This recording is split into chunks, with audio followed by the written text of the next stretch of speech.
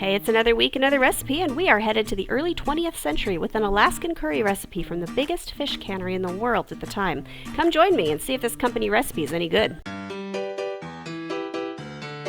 everyone, welcome back to my kitchen. My name's Courtney Morris, and I cook histories, forgotten recipes out of random cookbooks I find, and today we are headed to Alaska circa 1900 with a recipe that I'm hoping goes well, because if it does, I have a new dinner dish. If you're new here, thanks for stopping by. I hope you stick around to the end. And if you are coming back for more, thank you so much again for your support. It's always lovely to know that you're here. All right, so during my last pantry clean out a few days ago, I found a few things that I forgot I had started stocking up on when COVID started and food was really starting to get a little hard to get. So we decided to get some canned items that had a longer shelf life because we didn't know how long these shortages would last, how long the supply chain would be disrupted for, and now that everything's back to normal, they kind of got pushed to the back. So I found my stash of wild Alaska salmon in a can. And now I'm thinking, all right, what do I do with this? But I came across, when I was researching recipes, as I do, a recipe book from 1900 from the Alaska Packers Association, which was the biggest cannery in the world at the time. They had canneries all the way from Puget Sound up to the Bering Sea. I mean, that's a huge range. I mean, the salmon fisheries back then were incredible. And of course, like every other major food company, you must print a recipe book. So we're gonna try one from that. And there's a few interesting ones in there, and there's a few ones that sound fairly normal, and there's a few that sound absolutely awful, like salmon and aspic.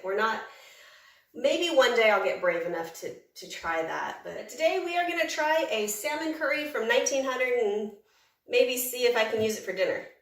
And if not, then I've got something for the dog to eat for dinner.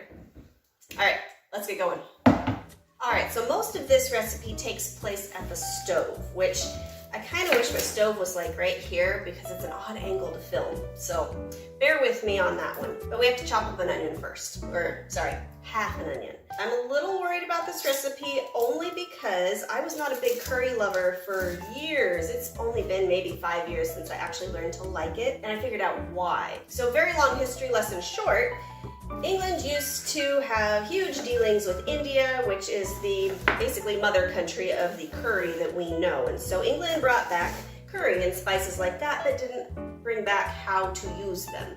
And so they kind of just dumped stuff. I've made a few recipes that Queen Victoria had from her recipe books from her chefs with curry, and my goodness, it's like, would you like a little chicken with your curry? It's pretty terrible. Curry is such a pungent flavor. You can't just use it like garlic or onion powder. This only calls for 2 teaspoons of curry powder though, so you know, it might not be too bad. I've got to get these in the pan because they are burning the crap out of my eyes. I'm going to move the camera over to the stove and we will see what we can concoct with this, and hope if this works, I've got dinner made.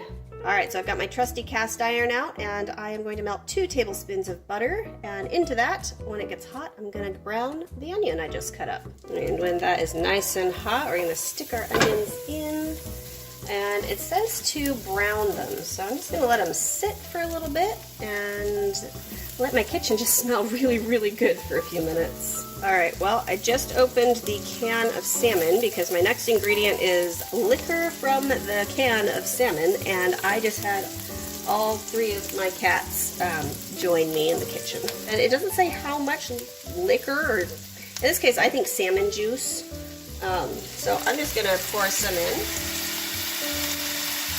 And then 3/4 cup of stock. I'm using chicken stock, and we're supposed to let that just kind of simmer around for a little bit. All right, so while that is simmering on the stove, and I'm not gonna lie, the combination of the butter and the onion and the juice that the salmon was packed in, my kitchen smells so good. Like, it's so good.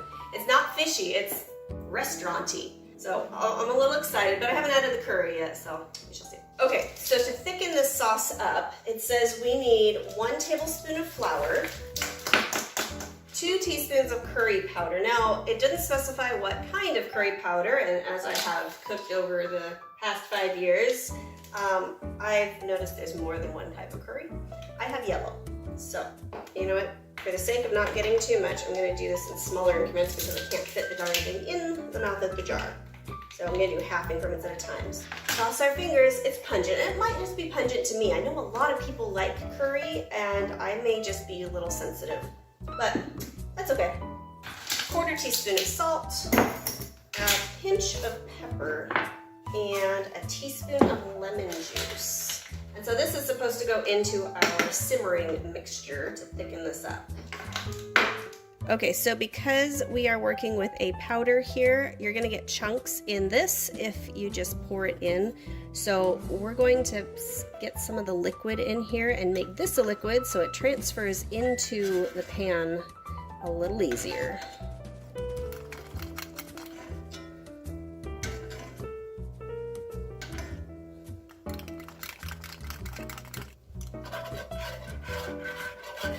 Smells pretty good, actually. All right, so we're gonna let that simmer for a bit. See how that's getting nice and thick?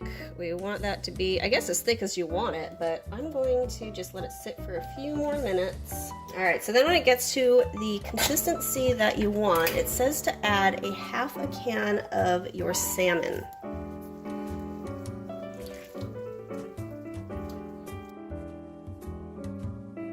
All right, it is done. It looks like a curry. I mean, it looks like a curry. That's kind of what I hoped it would look like, considering it is a curry. It smells great. It doesn't smell overpoweringly curryish. It doesn't smell overpoweringly salmon. Unless you ask my kids, they just came in from outside because it was raining, and they all just gagged in the front doorway. So don't mind them. It didn't say to pair it with rice, but if you're gonna make a curry, you have to have rice. So I made rice. Let's give it a shot. Let's see.